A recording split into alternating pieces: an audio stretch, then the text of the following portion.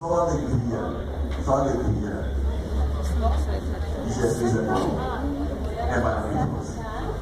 E eu estou muito feliz mesmo, assim, de poder essa noite estar participando dessa grande festa. Glória a Jesus. Pode soltar aí, mano. Eu estou conversando só para economizar um tempo para a gente não ficar.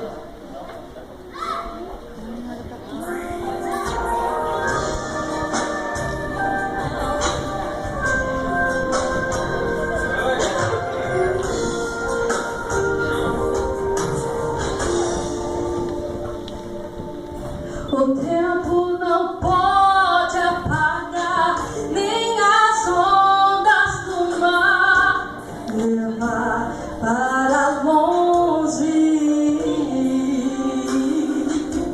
tudo que nos aconteceu.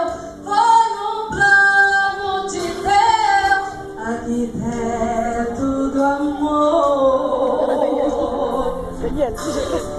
Sei que não é tão fácil viver a dor e a flores na estrada, a espinho também.